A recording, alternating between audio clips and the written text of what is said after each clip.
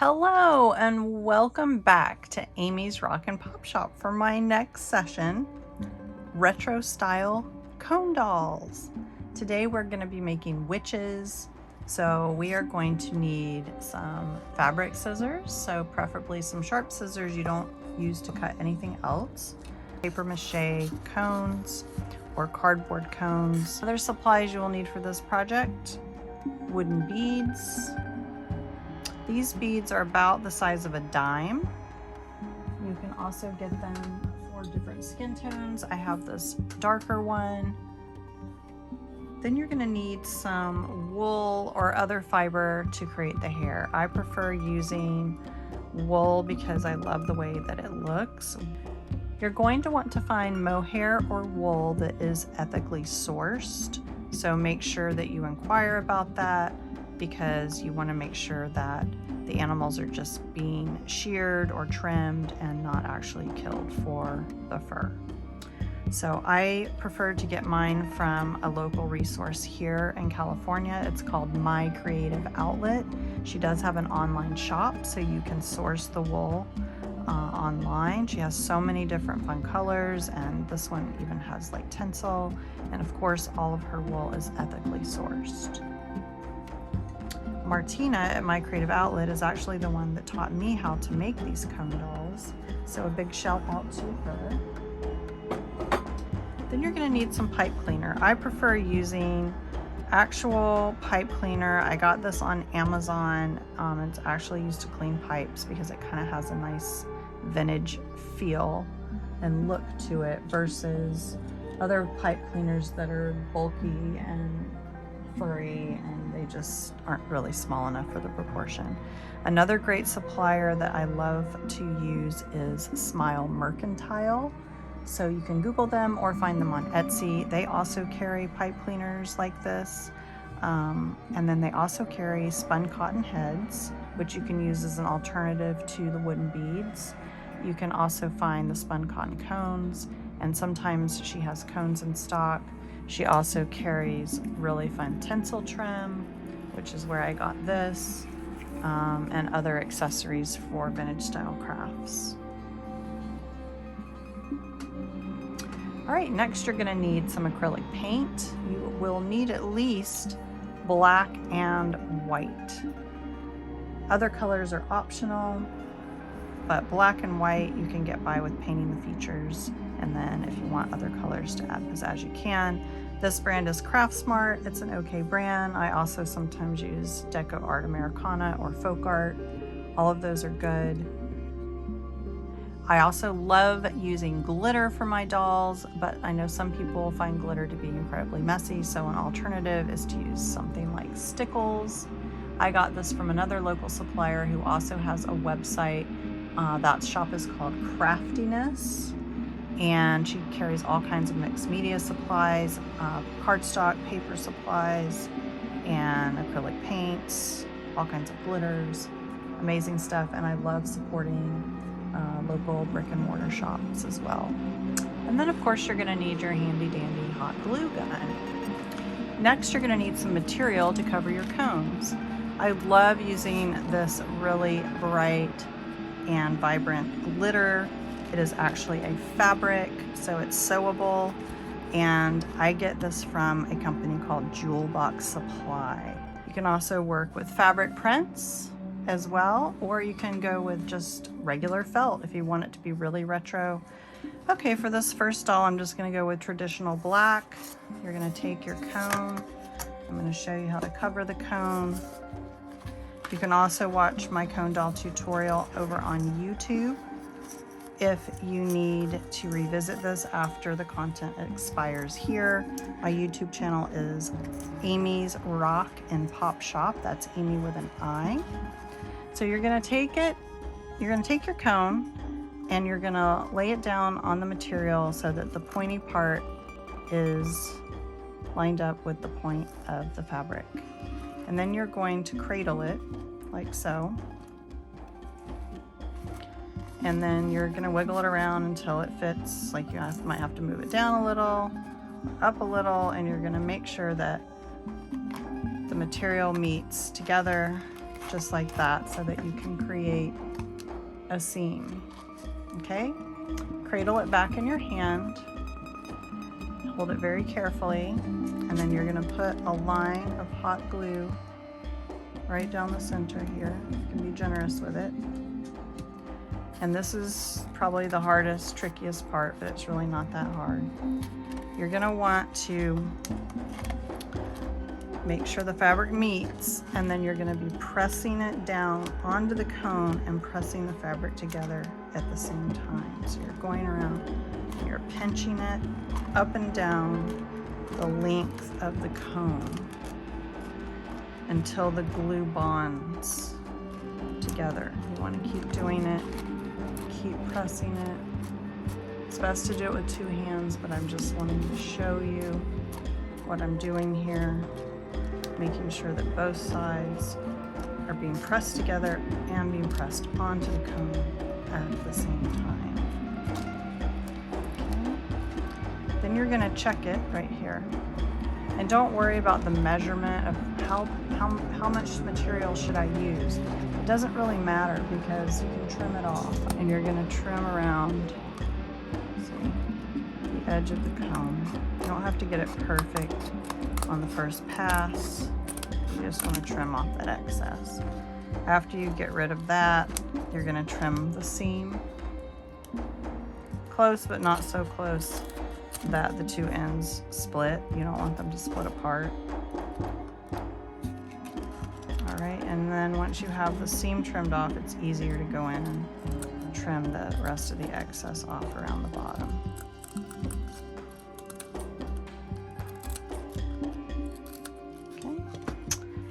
Then you're going to want to kind of eyeball the sleeve. So the height comes to about right here on my thumb. It doesn't have to be exact. I wish I was good with measurements. I would say it's probably about 2 inches. And it's better to cut it longer than too short. Okay, I already know this is going to be too long, so I'm going to trim off a little more, put these things aside, and then you're going to fold it in half. You're going to hold it up to the body like so and see if you like this length for the arms. I think this is a good length. If you feel like it's too long, you can trim some of it off and then test it out again and see what you think. All right, so we're going to take one of the pipe cleaners, and we're going to be putting it across here like so. All right, so get a little bit of hot glue and run a strip across the middle. We'll lay this down here, and we can set that aside to dry, and then we're going to come back in and bend these in, like a little loop almost.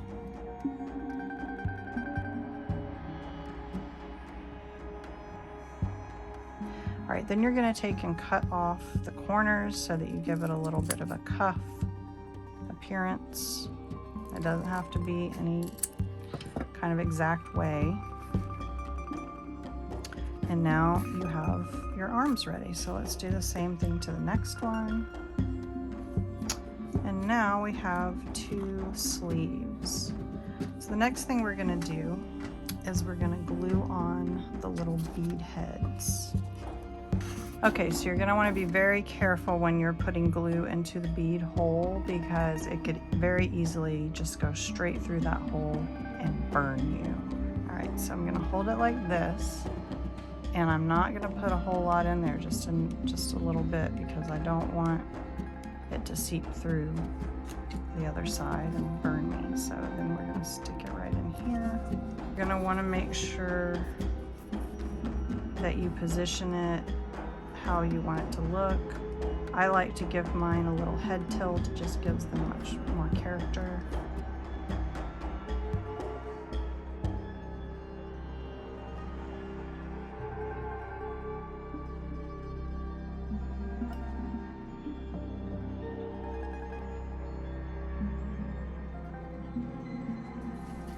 All right, we've got 2 that are ready.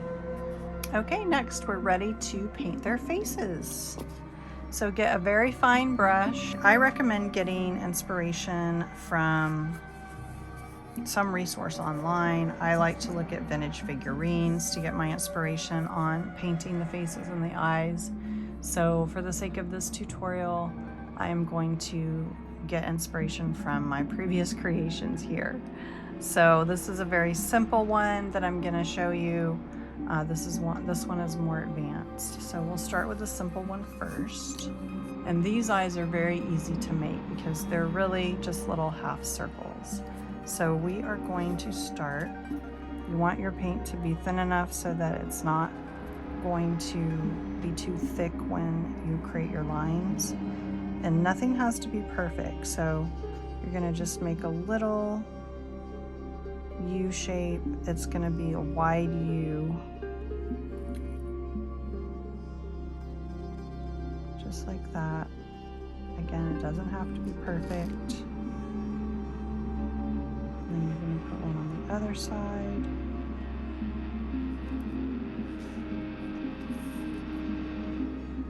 Want it to be spaced out.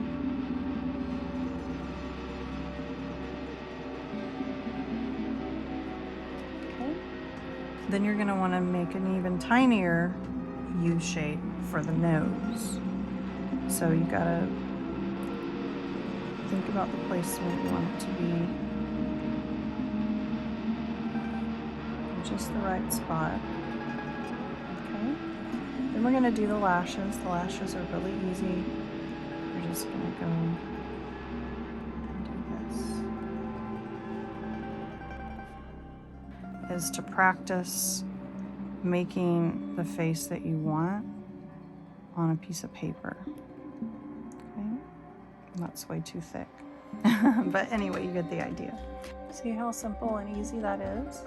So we're gonna do a very simple mouth for this one because I want you guys, even if you're not that talented at drawing, to be able to create these dolls. Then we'll work on a more advanced one. So we're gonna just do a simple little mouth. A tiny little mouth is very cute. So now you're gonna do another little, this one is gonna be wider. You're gonna make it a nice smile.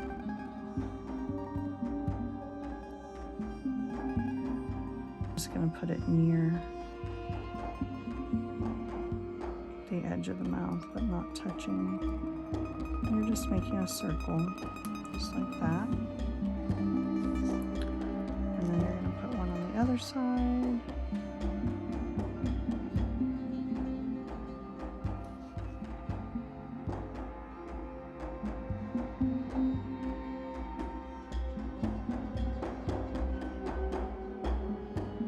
And again, it doesn't have to be perfect.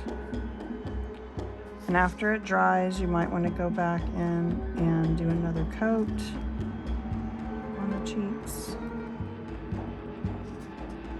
Okay, and there she is. Look how cute and how simple and easy that was.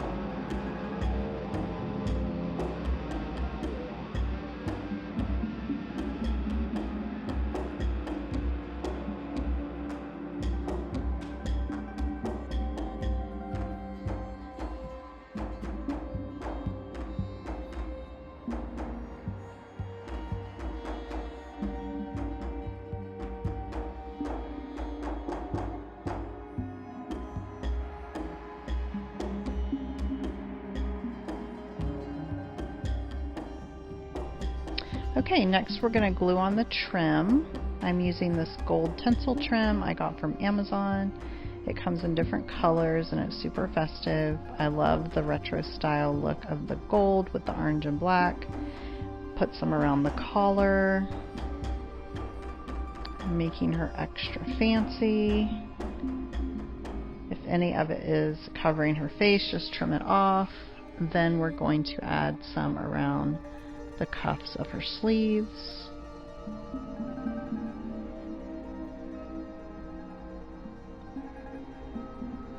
And next we're going to look for some buttons.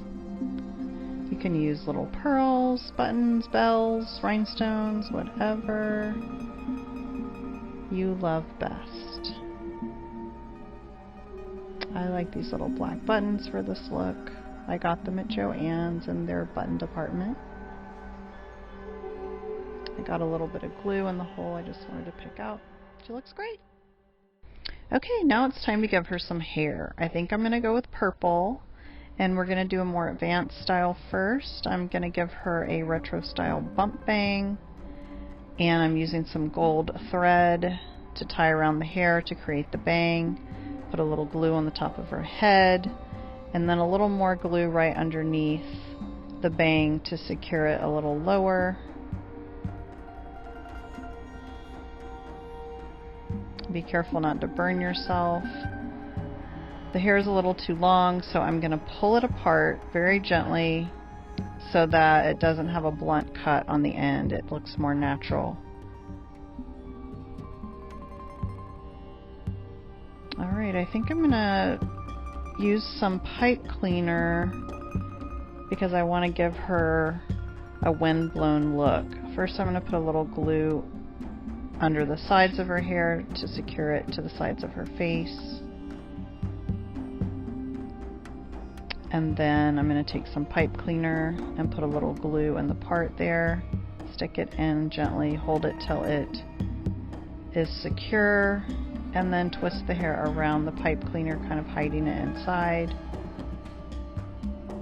gluing it a little bit along the way, and then trimming off the excess. Twisting and twisting with the glue to secure the end, and then I'm just going to keep molding the hair into the shape that I want and securing it more to the side of the face again with a little more glue. Securing the back. And now she has a cute wind-blown look. Okay, next up is the witch's hat. I'm using a piece of black felt that I had cut out for a larger doll. I'm just going to make it smaller, so start with a circle, hold it up to the head to make sure you like how it fits, put some glue on to secure it to her head. Next you're going to take some more felt, cut it out into a triangle shape, and then add some wire or pipe cleaner down the center, add some glue to secure it, pinch the tip to secure it together, and then add some glue along the edge, keeping the bottom seam open. Trim off the excess glue, then use your fingers to shape the hole at the bottom. Then I like to make it crooked with the wire, put some glue around the inside of the circle, trim it up to be even first, and then put the glue on, and then very carefully stick it to the base of the hat. And there she is, looking very wicked. Alright, let's choose an accessory for her. I have all these different charms to choose from. Some of them I got from Joann's in the button department, others are vintage embellishments. Some of them are slime charms from Amazon. I chose this cute bat. I will show it to you more in detail at the end of the video. Now we're going to put some hair on our other witch. We're going to do a more simple design. If you're not feeling as adventurous, you can just take a piece of the hair and lie it flat across, pull it down and around, and then just using a little bit of glue to secure it. Okay, let's glue some tinsel trim on the black and white witch. I think I'm gonna go with this bright metallic silver trim, which I also got from Amazon. It's best to put the trim on before the hair, but in this case I forgot, so we can always improvise. Add some trim to the sleeves, and then we're good to go.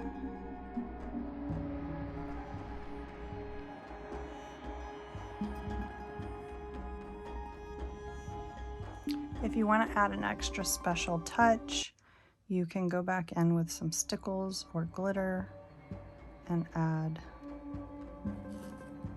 a little sparkle, a little magic to your doll. Time to choose her accessory. One of my favorite parts. Let's see. I think I like the orange glitter pumpkin. It gives her a pop of color. It really stands out. Let's build her hat. Fix her hair. Ta-da! Okay, are we ready for the big reveal? They're both finished. I love them so much. I hope that you guys love them too. I cannot wait to see what you guys make. You can always send me a DM on Instagram, Amy's Rockin' Pop Shop. That's ROCKNPOPSHOP, and that's Amy with an I-A-M-I. Send me a DM or hashtag me at RockinPopShop. I would love to see your creations. I had so much fun crafting with you guys today. I hope you guys will stay for my next session. See you there.